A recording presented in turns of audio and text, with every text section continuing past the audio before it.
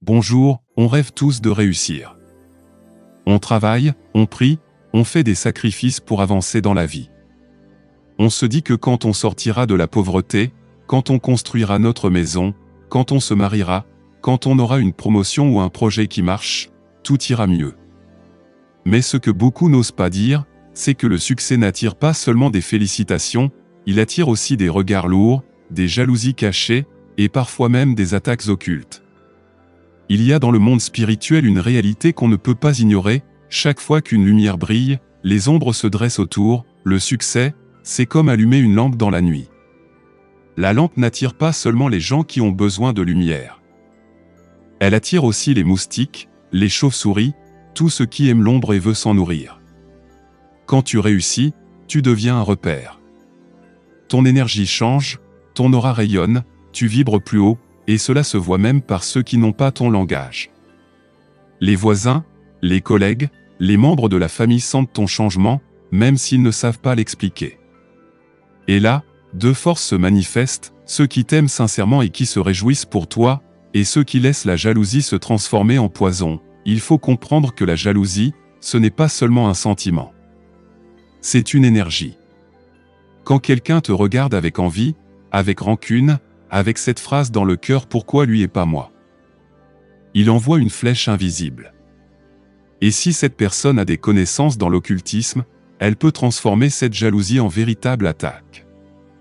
C'est pour ça que beaucoup de gens, après une promotion, après un mariage, après un succès, commencent à vivre des blocages, des maladies étranges, des disputes dans leur couple, ou des pertes d'argent inexpliquées. Prenons un exemple simple. Imagine un jeune homme qui ouvre son entreprise. Au début, il n'a rien. Tout le monde le regarde avec pitié. Il galère, il vend peu, il peine à payer son loyer. Mais il persévère. Un jour, la chance tourne, ou plutôt son travail attire la bénédiction. Son commerce commence à marcher. Il achète une voiture. Il change son style.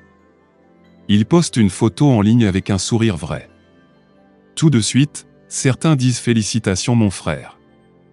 Mais derrière d'autres sourires, il y a des pensées comme « On va voir combien de temps ça va durer ». Dans certaines familles, des tantes ou des cousins consultent directement des féticheurs pour ramener son étoile. Parce qu'ils ne supportent pas que ce soit lui qui brille, c'est là que la sorcellerie entre en jeu. Comprends bien, la sorcellerie, ce n'est pas seulement ces rituels avec des poudres et des incantations. La sorcellerie, c'est l'art de manipuler l'énergie, souvent à travers la jalousie et la haine. On peut utiliser ton nom, ta photo, un vêtement à toi, et envoyer des blocages. On peut travailler sur ton aura, sur ta lumière, pour la salir, l'éteindre, la brouiller.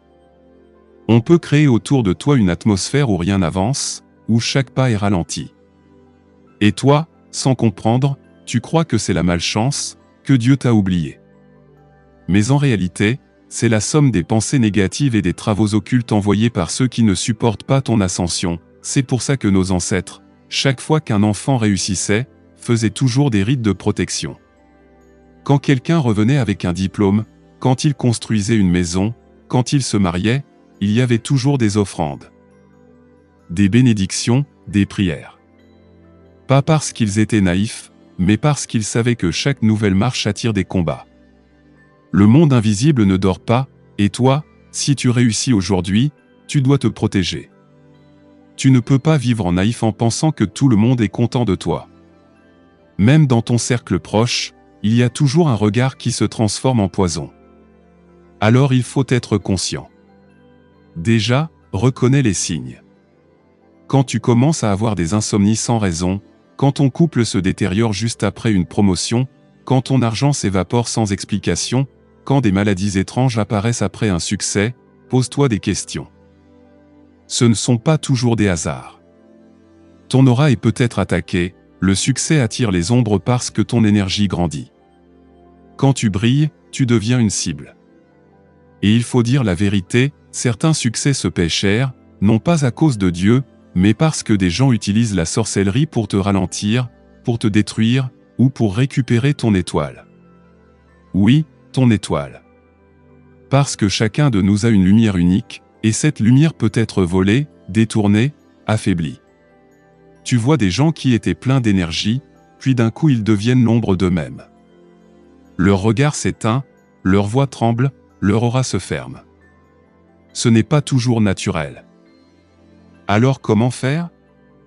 Déjà, comprendre que le succès n'est pas une fin.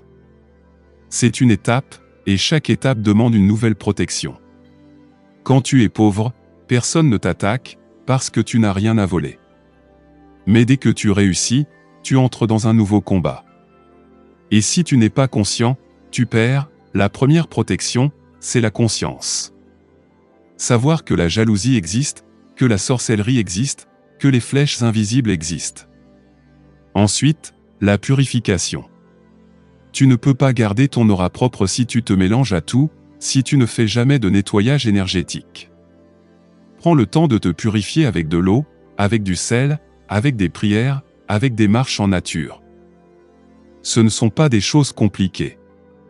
Mais elles permettent de décharger l'énergie lourde que les gens te lancent. Ensuite, l'offrande.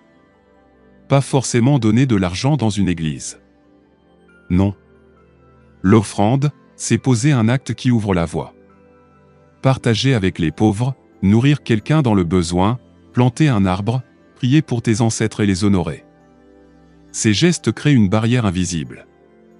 Parce que les esprits voient que tu n'es pas seulement dans la vanité, mais que tu redistribues, et enfin, la discrétion. Le monde moderne nous pousse à tout afficher, nos voyages, nos voitures, nos relations. Mais chaque chose exposée devient une cible. Ce n'est pas la peur.